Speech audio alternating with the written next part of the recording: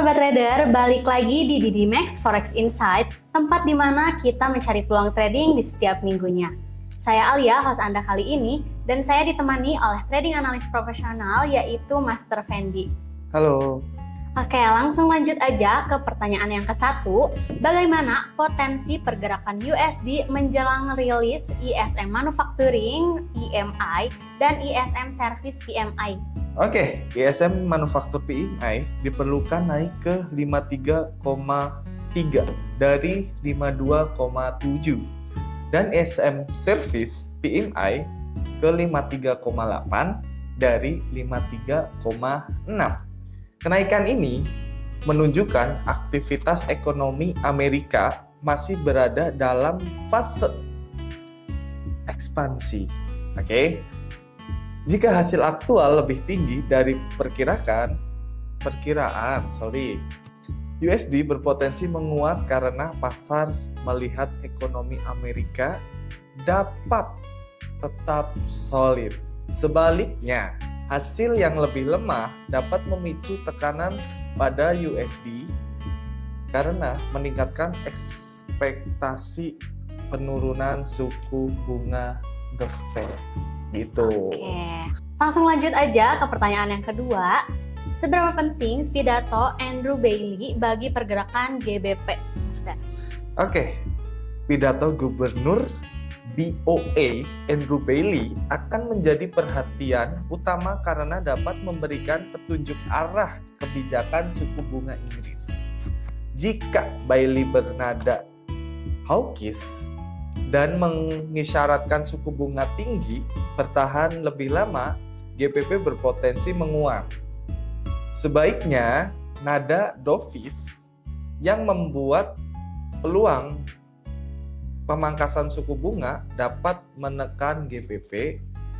Trader GBP USD perlu waspadai volatilitasnya saat pidato berlangsung. Oke. Untuk pertanyaan yang ketiga, apa yang dapat diantisipasi dari data GDP Australia, Master? Oke, GDP Australia diperkirakan tumbuh 0,5%, lebih rendah dibanding periode sebelumnya sebesar 0,8%. Perlambatan ini menunjukkan ekonomi Australia memulai kehilangan momentum akibat tingginya suku bunga. Jika hasil aktual lebih rendah dari ekspektasi, AUD berpotensi melemah.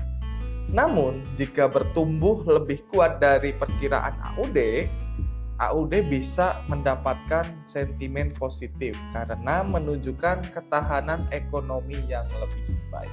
Untuk pertanyaan yang keempat, bagaimana pengaruh pidato Kazuo Ueda terhadap yen Jepang? Oke, pengaruh ya.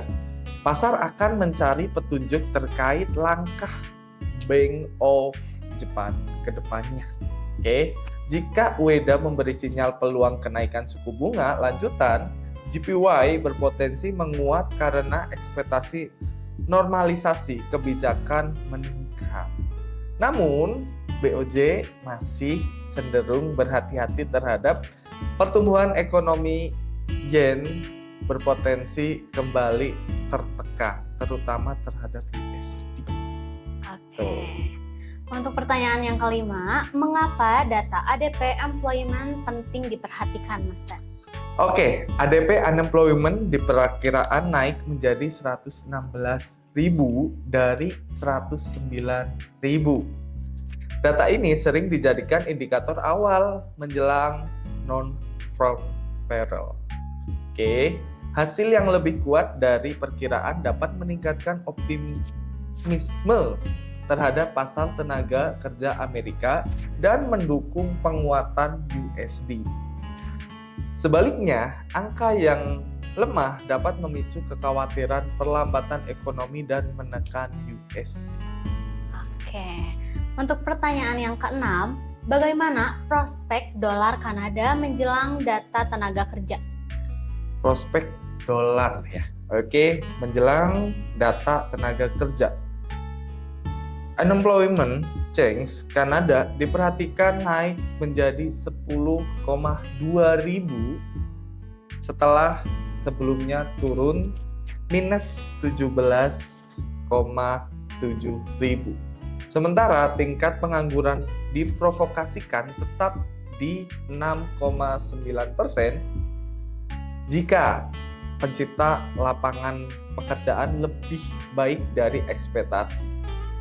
CAD berpotensi menguat, namun jika data kembali melemah, pasar dapat meningkatkan ekspektasi pelonggaran kebijakan Bank of Canada, sehingga CAD beresiko tertekan. Oke, untuk pertanyaan yang ketujuh, mengapa NFP tetap menjadi fokus utama pasar, Master? NFP diperkirakan turun menjadi 95.000 dari 115.000. Sementara pertumbuhan upah diproyeksikan naik menjadi 0,3% dan tingkat pengangguran tetap di 4,3%. Jika NFP dan pertumbuhan upah lebih kuat dari perkiraan, USD berpotensi menguat karena peluang pemangkasan suku bunga berkurang. Sebaliknya, data yang lemah dapat meningkatkan ekspektasi pelonggaran The Fed dan menekan USD. Oke, langsung lanjut aja ke pertanyaan terakhir, yaitu ke-8. Pair forex mana yang berpotensi paling volatil minggu ini, Master? Pair forex. Oke, menurut saya itu Euro USD, GBP USD, USD JPY, AUD USD, dan USD CAD berpotensi menjadi pasangan paling aktif di minggu ini. Banyaknya data penting Amerika Serikat, pidato penjabatan BOE dan BOJ, serta rilis GDP Australia dapat memicu pergerakan harga yang signifikan. Trader disarankan menunggu konfirmasi setelah rilis data dan tetap menerapkan money management resiko yang disiplin untuk menghadapi volatilitas pasar. Oke, itu dia pembahasan Forex Insight di minggu ini. Semoga apa yang kita sampaikan menjadi bermanfaat untuk peluang trading kalian di minggu ini. Saya Alia. Dan saya Fendi. Happy trading and happy cuan. Happy cuan. Thank you.